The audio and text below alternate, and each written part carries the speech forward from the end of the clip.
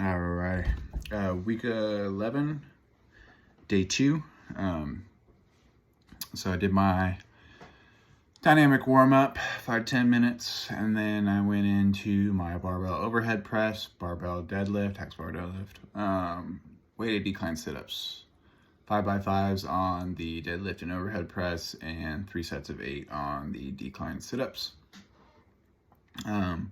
So today we talked about resistance training and kind of the effects of resistance training and kind of comparing it to endurance training. So endurance training is obviously going to be more mitochondria and capillary expansion, whereas resistance training is going to be more bone, muscle, and neural adaptation. So motor behavior and motor programming is kind of the neural adaptation to resistance and endurance training. The first 8 weeks of someone new going to the gym is definitely going to be more like neural tuning adaptations. So how well they're able to send that neural signal to elicit a contraction of that muscle. And then let's see, we also went over like Hemmingman's size principle, kind of the difference between like type 1 being like 100 to 1 as far as like a neural innervation to 100 muscle fibers compared to type 2X, which is like 1 neural innervation to 1,000. So you have a much stronger contraction with type 2X, to whereas you can have a much more precise like control and contraction, like the ones like in our fingers, like when we're writing with a precision grip. That's kind of what we use more for like our type 1, just because our neural control is able to manipulate that a little bit better, given that it doesn't have to innervate with so many muscle fibers. And then we also went over hyperplasia, which hyperplasia is the increase in cells or cell density. Birds are predominantly the one that we have observed hyperplasia in. It's an increase in the y-axis or parallel of the sarcomeres. It does not really happen in humans, and if it does, which some evidence suggests that it might, some evidence doesn't, it's still kind of a debated topic. It's super hard to see if it does, just because of the overall autopsy we'd have to do on a human being, and we can't really like murder people just for science like that. Then we went into the hypertrophy, which the hypertrophy is the cell growing.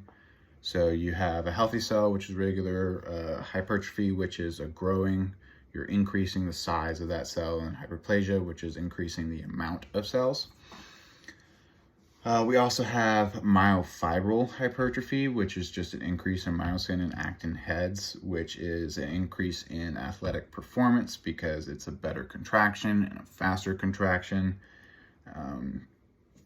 It takes usually 2 to 3 weeks to see any type of improvement of resistance training.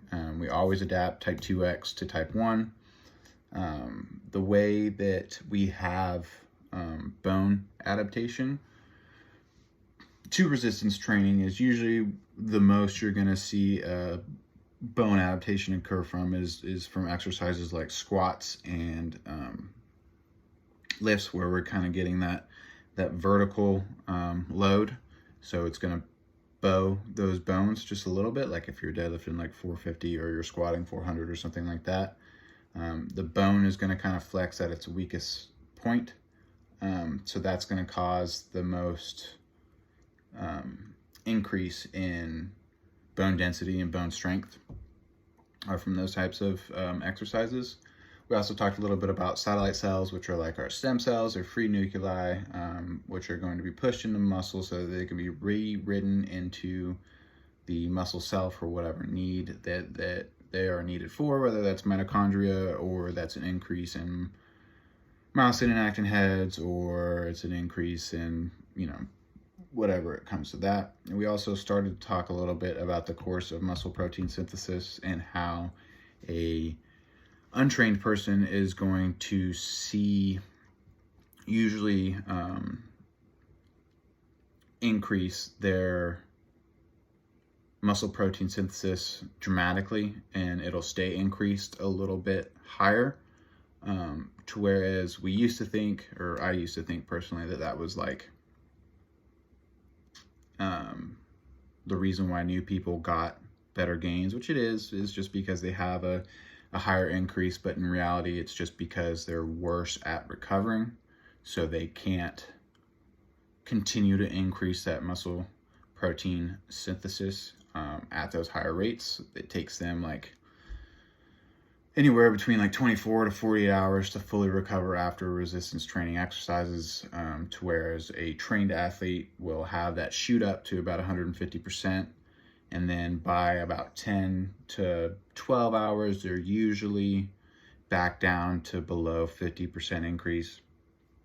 So that's one of the main reasons why, like, for instance, like me compared to my buddy just started working out. He's starting to see more strength gains and more muscle definition and so on and so forth faster because he was untrained prior to where if I did the same exact exercises as he did, I would be able to recover a lot faster. I would be able to perform a little bit better the following the next day, so on and so forth. I really like this unit too, because it is great with like pulling all the stuff we learned throughout this semester together and kind of really showing like the reasons why it's important to truly know, all the way from like bioenergetics all the way up to resistance training to endurance training. I can't wait to learn more about it. Super excited.